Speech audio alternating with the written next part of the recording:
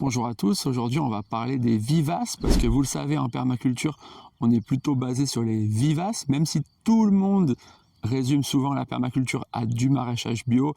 Vous avez l'habitude, si vous faites un jardin, vous pouvez très vite être déçu. Régulièrement on peut avoir des attaques de limaces ou de plein d'autres prédateurs, d'où l'intérêt de placer dès le départ un maximum de plantes vivaces. D'abord ça vous donnera beaucoup moins de travail, mais en plus, une fois qu'elles sont en place, elles sont en place et vous n'avez plus besoin d'y revenir. Elles vous redonneront chaque année des fruits ou des légumes délicieux. Mais il y a un hic, la plupart du temps, elles ne sont pas forcément très savoureuses. Alors aujourd'hui, on va faire le tour des plantes parfois méconnues, mais des bonnes surprises. Et je vais aussi vous parler des techniques pour vous expliquer comment j'ai pu les planter et ce que j'ai eu à faire comme travail pour les récolter, avec plein de petites astuces pour qu'elles puissent vous donner pendant des années et des années. Si vous avez vu les vidéos précédentes, vous le savez, mon couvre-sol préféré ici, c'est la fraise. La fraise, une fois qu'elle est en place, elle est en place. Elle va vous produire chaque année de nouvelles fraises gratuitement. La seule chose que vous avez à faire, honnêtement, c'est l'arroser quand elle en a besoin. Mais il y a plusieurs points sur lesquels vous devez faire vraiment attention.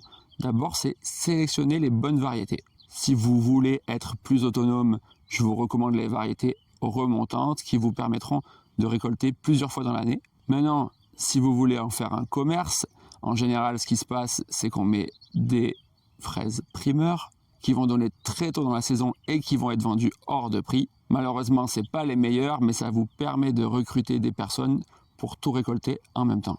Une fois que vous avez sélectionné la bonne variété, une petite astuce, c'est lorsque vous les achetez, faites bien attention à ce qu'il y ait un maximum de racines. Je me rappelle avoir planté mes fraises en hiver, et à cette époque-là, il y avait à peine un petit centimètre de verre pour quasiment 10 cm de racines. Faites bien attention, comme d'habitude, à l'arrosage. Et lorsque les premières fleurs vont arriver, essayez de les enlever. Je sais, c'est frustrant parce que c'est ces feuilles qui vont donner des fruits, mais ça va permettre au pied de faire un maximum de racines. C'est ce qui le rendra fort et productif durant des années. Mais ce qui est vraiment chouette avec la fraise, c'est que dès la première année, vous pourrez récolter. En fin de saison, votre pied de fraise va faire des stolons. Je vous recommande bien évidemment de les garder, de laisser ce nouveau plant grossir gentiment, de couper le cordon quand celui-ci aura assez grossi, et enfin, à la saison prochaine, d'enlever les petites fleurs sur ce nouveau stolon. Au bout d'un an, ça sera devenu un nouveau pied, et vous pourrez vraiment être autonome en fraises. Attention, une dernière erreur qui arrive souvent, c'est juste mettre 3-4 pieds de fraises.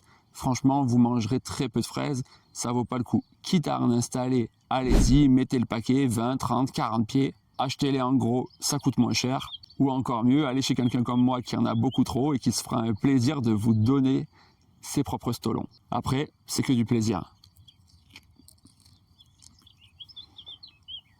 Une des très bonnes surprises, mais qui va vous demander un peu de patience, c'est l'asperge. Considéré comme un produit de luxe par certains, c'est vraiment un délice. Le seul problème, si l'on peut dire, c'est que vous allez devoir les planter et être patient quasiment 2 ans avant votre première récolte.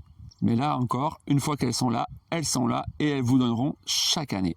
C'est assez impressionnant d'avoir ses propres asperges parce qu'on se rend compte à quel point elles sont nutritives et comment elles peuvent vous rassasier facilement. En plus, évidemment, vous vous en doutez, elles ont un goût extraordinaire. Ici, j'ai mis 15 pieds d'asperges et je suis quasiment autonome. Et pour la première fois, la 3e année, lorsque je les ai récoltées, j'ai eu ma dose d'asperges. J'en ai mangé 1 ou 2 presque tous les jours durant un mois. Et franchement, je me suis régalé. Lorsque vous allez installer vos asperges, vous allez partir de griffes ou de graines. Moi ici, je suis parti de griffes. La première année, je ne les ai pas récoltées. Je les ai vraiment laissées pousser. Et la seconde année, je me suis fait retourner mon jardin par les sangliers. C'est quelque chose de super frustrant, mais on a des principes en permaculture et il y a un principe que j'aime bien, c'est le problème et la solution. J'ai donc récupéré toute la terre super fertile de mon potager et je suis venu la déposer sur l'endroit où poussaient mes asperges. Parce que la 2e année, et c'est sûrement la plus grosse épreuve que vous aurez à subir lorsque vous installerez vos asperges, vous devez ajouter environ 30 cm de terre là où vous avez planté vos premières asperges. Ici, vous le savez, si vous êtes déjà abonné à la chaîne, j'ai un sol très pauvre et ce sol correspond vraiment bien aux asperges. Et pour aller au coup, je leur ai rajouté un sol très riche qui venait de mon potager et ça marche très bien, ça produit vraiment. D'ailleurs, la principale erreur que j'ai aujourd'hui, c'est de rater mes premières asperges. En effet, lorsqu'elles arrivent, ce sont des petits turions, et après quelques jours, elles ont déjà commencé à monter. Et si vous ne prenez pas garde, elles se seront vite transformées en arbres. Attention, seul le turion est comestible, donc quand c'est la période, pensez à aller bien jeter un œil. Vous le verrez, le calibre est impressionnant, le goût l'est tout autant, et une fois qu'on y a goûté, c'est comme tout le reste, plus jamais on a envie de celle du commerce. Pour finir, on va parler d'une plante plutôt méconnue, et vous le savez si vous avez vu mes vidéos précédentes, mais je vous encourage vraiment à faire attention à tout ce qui est méconnu, parce qu'en général, si c'est méconnu, ça l'est pour une bonne raison. Vis-à-vis des vivaces, vous avez tout ce qui est petits fruits, que vous connaissez déjà, qui vont vous donner dès la seconde année et qui sont un régal. Je pense notamment aux cassis, aux groseilles, aux framboises, aux raisins. Mais il y a celle-ci, le Lonicera, qu'on connaît vraiment moins. C'est une petite baie comme ça qui est vraiment super bonne et c'est une plante assez facile à cultiver. C'est de la famille des chèvrefeuilles.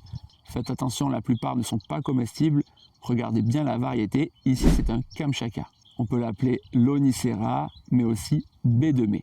Rien de spécial à faire pour l'entretenir à part l'arroser, avec une légère taille en hiver. Et après, vous n'avez plus qu'à vous régaler.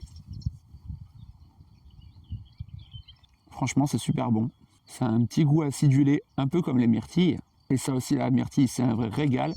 Mais c'est une vivace qui est plus compliquée à cultiver ici, tout simplement parce qu'il lui faut du froid et que je suis à 400 mètres de haut. Parfois, elle en manque un peu. Et en plus, il lui faut énormément d'eau. Le Lonicera, c'est vraiment la bonne surprise. J'en ai 2-3 autres assez rares que je vous présenterai dans une autre vidéo, donc n'hésitez pas à vous abonner. Et si vous voulez vous simplifier la vie et que vous manquez de temps, n'hésitez plus, plantez des vivaces. J'espère que cette vidéo vous aura plu. N'hésitez pas s'il vous reste des questions. À très vite.